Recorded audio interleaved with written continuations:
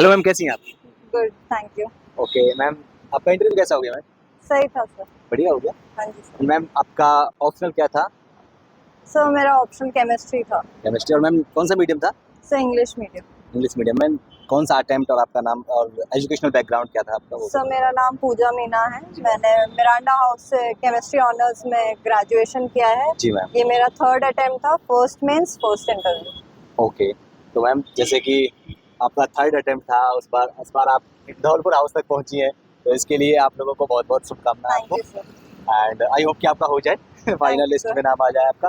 तो मैम आपकी स्ट्रेटजी क्या रही थी यहाँ तक पहुँचने की, प्रीलिम्स के लिए पर्टिकुलर? सर प्रीलिम्स के लिए आई बिलीव कि हमें हमारी जो स्टैटिक पार्ट होता है उस पर कमांड कर लेना चाहिए। ओके। और with respect to current affairs एक मैगजीन फॉलो कर लीजिए जिसको आप डिलीजेंटली फॉलो करें। So I Okay. Think that works. Okay, तो मैम जैसा कि आपने बोला मैगजीन, कोई भी एक मैगजीन फॉलो करें, मंथली मैगजीन, तो क्या आप डेली बेस पर न्यूज़पेपर पढ़ना भी जरूर रहेगा, उससे काम चल जाएगा मैगजीन से? सर मैंने न्यूज़पेपर भी डेली पढ़ा। अगर कुछ प्री स्पेसिफिक डेटा आता था या जी। फिर कोई अवार्ड दे दिया, ऐसी चीज़ें होती थी तो I used to make it a list as well. तो वो भी कर सकते हैं, पर यूजुअली मैगजीन में वो ऐड ऑन हो जाता है। सब Okay, कुछ okay. मिल ही जाता है, तो अगर ऐड ऑन के लिए आपको खुद भी करना है तो ये भी किया जा सकता तो है। मैम क्या आप कैंडिडेट्स को थोड़ा मेंशन करना चाहेंगे कि कौन सा न्यूज़पेपर आपने पढ़ा था? सर मैंने द हिंदू फॉलो किया था और इंटरव्यू के टाइम पे मैंने मिंट और इंडियन एक्सप्रेस भी लगा लिया था। ओके, मतलब ऑनलाइन न्यूज़पेपर या फिर ऑफलाइन। ऑफलाइन? ओके, तो मैम जो प्रीलिम्स में काफ़ी सारी सिली मिस्टेक्स होती हैं, उन सबको कैसे दूर किया जाए? टाइम मैनेजमेंट वहाँ पर काफ़ी ज़्यादा मैटर करता है। कईयों का कुछ छूट भी जाता है, मतलब बढ़िया से नहीं पढ़ पाते हैं पेपर को। तो किस तरह से आपने इस सब चीज़ों को फॉलो किया? Sir I believe test series इसमें बहुत हेल्प करती हैं। ओके। क्योंकि एक तो टाइम मैनेजमेंट आपको पता रहता है कि एक आइट्रेशन करने में आपको जी कितना मैम। टाइम लग जाता जी है। मैम। उस हिसाब से आप अपनी रीडिंग स्पीड को भी इम्प्रूव करो, बिकॉज अब सीसैट में जो कॉम्प्रिहेंशंस लंबे लंबे आने लगे हैं, Exactly. तो फिर हमें अपनी रीडिंग स्पीड वो न्यूज़पेपर से हो जाएगी। सो आई Okay. बिलीव एक पूरा सेट बन जाता है कि न्यूज़पेपर से रीडिंग प्रैक्टिस हो जाएगी, जी रीडिंग मैम। प्रैक्टिस जो कॉम्प्रिहेंशन में काम आएगी और फिर पेपर कंप्लीशन में भी काम आ जाती है। ओके, तो मैम पर्टिकुलरली सीसेट के लिए, क्योंकि सीसेट भी काफ़ी ज़्यादा टफ हो रहा, पिछली बार से देखा जाए तो काफ़ी जो बच्चे हैं उनका जीएस क्लियर हो जाता है, कई बारी सीसेट की वजह से रुक जाते हैं, तो उनके लिए किस तरह की स्ट्रेटजी होनी चाहिए? किस चीज़ पर ज़्यादा फोकस किया जाए, कैसे क्या कुछ किया जाए? सर आई बिलीव सबकी अपनी होती है इसमें। Exactly. जैसे किसी को कोई चीज जैसे रीजनिंग में स्ट्रांग है, किसी का मैथ स्ट्रांग है। जी तो मैम। मेरे बेसिक्स जो होते हैं जो हमने 10th स्टैंडर्ड तक किए हैं, उन सबको एकदम थरोली प्रिपेयर कर लेना चाहिए। और बाकी आप पीवाईक्यूज देख लो, उससे आपको टॉपिक्स मिल जाते हैं, जी तो मैम। उसके थ्रू प्रिपरेशन करना बेटर होता है। ओके मैम, आपने बोला आपका जो ऑप्शनल था केमिस्ट्री रहा था, तो केमिस्ट्री के लिए आपने किस तरह से आपने तैयारी की, उसकी क्या अप्रोच फॉलो करी थी, और आपने केमिस्ट्री आपका शायद ग्रेजुएशन बैकग्राउंड, इसीलिए आपने केमिस्ट्री चूज किया था। ओके, तो मैम आपने किस तरीके से उसके लिए सोर्सेज फॉलो किए और कैसे तैयारी करी थी sir I chemistry? Believe graduation में हमें बुक्स दे दी जाती हैं, तो उन पे ही वर्क अपॉन करना पड़ता है। और सिलेबस ऐसा गाइड यूज कर सकते हैं, सिलेबस और प्रीवाईक्यू। सो उससे हमें जो इम्पोर्टेंट टॉपिक्स एंड इश्यूज हैं विद इन केमिस्ट्री वो पता चल जाते हैं। कि मैम आंसर राइटिंग के लिए क्या अप्रोच होनी चाहिए एक कैंडिडेट की, जिससे कुछ भी नहीं पता उसके लिए क्या कहना चाहेंगे आप? सर पहले तो थोड़ा पढ़ लेना चाहिए, उसके बाद ही आंसर राइटिंग शुरू करनी चाहिए। Okay. और पहला आंसर सबसे गंदा होगा, तो जी, वहीं जी। से फिर शुरुआत करनी है कि आप Okay. उसे इम्प्रूव अपॉन करें। एड ऑन मटेरियल जो है वो आप न्यूज़पेपर या मैगजीन से निकालते रहें रेगुलरली। और यूजुअली मेंस के पहले जो है आप अपने एड ऑन मटेरियल को बहुत स्ट्रेंथन कर लीजिए, ताकि जो वो है आपको मार्क्स फेच करेगा। एग्जैक्टली, तो मतलब नोट्स अपने बना लेने चाहिए, हाँ जी सर। तो ताकि वो मेंस से पहले आपको जो मदद हाँ। देंगे और टाइम भी आपका ज़्यादा बचेगा। तो मैम जो तैयारी मतलब कर रहे हैं और स्टार्ट करना चाह रहे हैं, उनको आंसर राइटिंग लगता है कि पहली बार बहुत ख़राब लिखा गया है और फिर जब छोड़ देते हैं यार बहुत ज़्यादा डिमोटिवेशन हो जाता है, तो किस तरह से शुरुआत करनी चाहिए आंसर राइटिंग के लिए particularly? Sir to start I believe कि आंसर राइटिंग पहले घर से कर लो। पीवाईक्यू तो है आपके पास। Exactly. और आपके पास बुक्स भी मिल जाती हैं जहाँ पे जी मैम। आंसर्स भी होते हैं। जी तो मैम। पहले वहां से शुरू कीजिए, आपको पता चलेगा क्या एक्सपेक्टेड है आपसे through the format of answers. जी मैम। सो वहां शुरू कीजिए। गलतियां होंगी, पहले एक वीक एक महीना भी शायद बहुत गलतियां जी होंगी, पर मैम। फिर आप धीरे धीरे इम्प्रूवमेंट खुद ही देखेंगे। ओके, फिर ओके, टेस्ट ओके। सीरीज आप यूज कर सकते हैं। ओके, तो मैम आपने इसके लिए क्या अप्रोच फॉलो करी थी मेनली एग्जाम हॉल में, कि आपने डायग्राम वगैरह या फिर पर्टिकुलरली टू द पॉइंट और लाइन वाइज या पैराग्राफ वाइज, किस तरह से? सर मैंने पॉइंट वाइज आंसर्स लिखे थे, जहाँ डायग्राम बन सकता है जैसे मैप्स और वो सब होते हैं वहाँ वो Exactly. बना दीजिए। जी जी जगह भी फिल हो जाती है और आपको लिखने का जो स्पेस रहता है जी मैम। वो भी फिर कम रहता है। Okay thirdly time limit set कीजिए हर 10 मार्कर और 15 मार्कर के लिए, ताकि आप उसी टाइम में और प्रैक्टिस कीजिए कि उसी टाइम में कंप्लीट करें।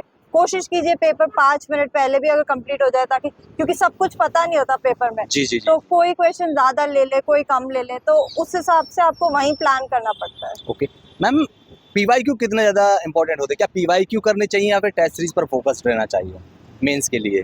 सर पीवाईक्यू गाइडिंग लाइट की तरह काम करेंगे, जो आपको टॉपिक्स बता देंगे जी कि मैम। ये इंपॉर्टेंट टॉपिक्स है, ये करना है। बाकी फिर टेस्ट सीरीज से आप अपनी प्रैक्टिस कर सकते हैं जो टॉपिक्स मार्केट में है और उनसे। सो आई थिंक दोनों का इम्पोर्टेंस है, पर PYQ takes an upper hand. कितने साल तक का लेना मतलब एनफ रहेगा? सो वैसे तो जब सिलेबस चेंज हुआ था तब से ही कर लेना यानी कि चाहिए। 2013 के बाद से हाँ जी सर। वो सारे लगा लेने चाहिए हाँ, ना? लगा देना। हाँ। एंड मैम, आपका जो इंटरव्यू में सवाल पूछे गए थे वो किस तरह के सवाल थे? क्या आपका जो इंटरव्यू डेप्थ बेस्ड था या फिर करंट बेस्ड रहा या फिर आपके ऑप्शनल से भी कुछ सवाल थे? किस तरह के सवाल? मेरे ऑप्शनल से तो नहीं थे क्योंकि केमिस्ट्री केमिस्ट्री ऑप्शनल था, था, हाँ। बट मुझसे करंट अफेयर्स के जो सेमीकंडक्टर इंडस्ट्री के ऊपर थोड़े क्वेश्चन ओके, काफी ज्यादा चर्चा में रहा था ना सेमीकंडक्टर टेक्सटाइल्स पे क्वेश्चन जी, था, जी। डिबेट टाइप मुझसे बोला गया था करने को। फिर मेरे को इंडिया के बॉर्डर्स और नेबरिंग स्टेट्स पे क्वेश्चन आए थे, ओके। और थोड़े जनरल क्वेश्चन लाइक मूवीज पे क्वेश्चन आ गए थे। मूवीज पे किस तरह का था सवाल? मैम? जैसे मैंने कौन सी मूवी देखी है, मैंने कौन सी मूवी से क्या सीखा है, उनने कुछ मूवीज के नाम बोले थे, क्या मैंने देखा है या नहीं। ओके तो ओके। वैसी थोड़ी जनरल आपने क्या अपनी हॉबीज वगैरह डाली थी क्या डेफ में मूवीज देखने नहीं की? सर, मेरी तो बल्कि डायरी राइटिंग और जॉगिंग थी। तो उससे कोई Movies सवाल नहीं था? अचानक से आया था। अच्छा, मतलब जो आपने डेफ में अपनी हॉबीज डाली थी उससे सवाल नहीं था? नहीं। आउट ऑफ कॉन्टेक्स्ट उससे हाँ जी। डाल पूछ दिया मूवीज का। ओके, तो मैम एनसीईआरटीज वगैरह कितना ज़्यादा रोल प्ले करती हैं तैयारी में और किस तरह से उनको पढ़ना चाहिए एक फ्रेशर कैंडिडेट जो आ रहा है जिसको कुछ भी नहीं पता है उसके लिए?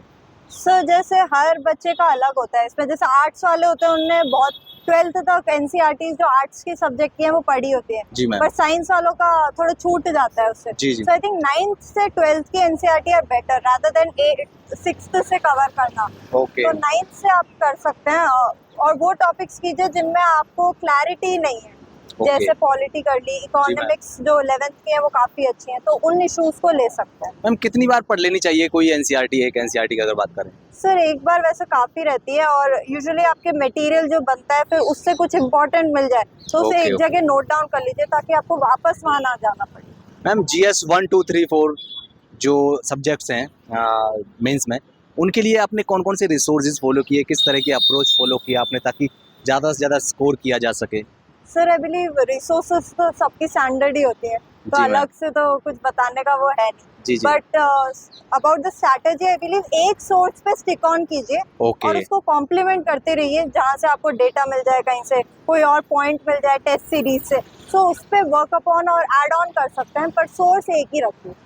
मतलब सोर्स एक हो, उसको मल्टीपल रिवीजन। रिवीजन कीजिए। हाँ जी। मैम एक और चीज़ कन्फ्यूजन ये रहता है बच्चों को कि जो पीवाईक्यूज होते हैं अब उनमें ऑप्शंस भी होते हैं, हाँ जी। तो उनको किस तरह से पढ़ा जाए, किस तरह से कवर किया जाए? क्या जो गलत ऑप्शन होता है क्या उसको भी माइंड में रखा जाए या फिर उसकी जो एक्सप्लेनेशन होती है उसको कवर किया जाए? किस तरह से पढ़ा जाए? मतलब पीवाईक्यूज को किस तरह से कवर किया जाए? आपने क्या स्ट्रेटजी फॉलो की थी? सर आई थिंक पीवाईक्यू से आपको पता चल जाएगा कि एग्जामिनर क्या सोच रहा है, किस डायरेक्शन में सोच रहा है, तो जो सारे ऑप्शंस होते हैं उनको एक बार देख लेना चाहिए, क्योंकि इस बार शायद वो सही ना हो पर अगली बार उससे कुछ आ सकता है। क्योंकि वो एग्जामिनर के लिए इम्पोर्टेंट है, और जो चीज़ एग्जामिनर के लिए इम्पोर्टेंट है वो हमारे लिए भी इम्पोर्टेंट हो जाती है।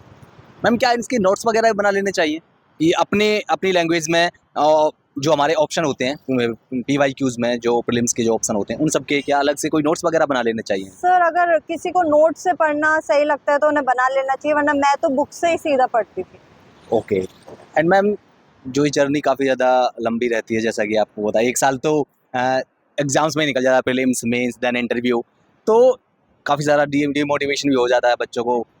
पढ़ने का भी बहुत से अफवाहें और रील्स ऐसी चलती है कि 18-18 घंटे 12 बार, तो आपने किस तरह से इस सब चीज़ों को टैकल किया था? सर टाइम के लिए तो आई थिंक इंडिविजुअल पे डिपेंड करता है, कुछ लोग ज़्यादा टाइम दे सकते हैं, चेयर पे बैठ सकते हैं, जी, जो जी। नहीं तो वो अपना प्लान करें, कुछ स्पेसिफिक आवर्स तो प्रोडक्टिव उन्हें देने ही पड़ेंगे, उसमें तो कोई ऑप्शन ही नहीं बचता क्योंकि जी, मैम। सिलेबस ही इतना बड़ा है। Exactly. With respect to demotivation, हाँ आप जैसे टेस्ट सीरीज के रिजल्ट्स आते हैं और वो पॉइंट्स होते हैं जब जी, आपको मैम। लेट डाउन फील हो, होता है। बट आई थिंक आपको अपना सोर्स ऑफ इंस्पिरेशन ढूंढना पड़ता है ऐसे ओके में। Okay okay. तो जो भी आपको मोटिवेट करे उसको वापस याद कीजिए।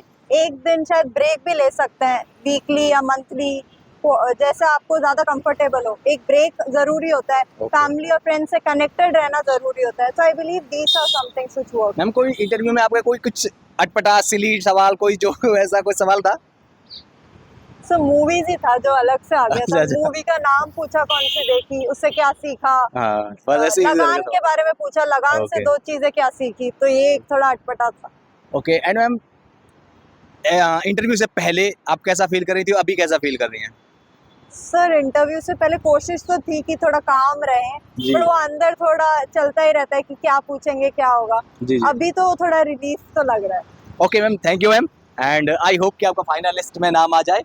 यही दुआ करेंगे भगवान से and you. All the best ma'am. Thank you ma'am.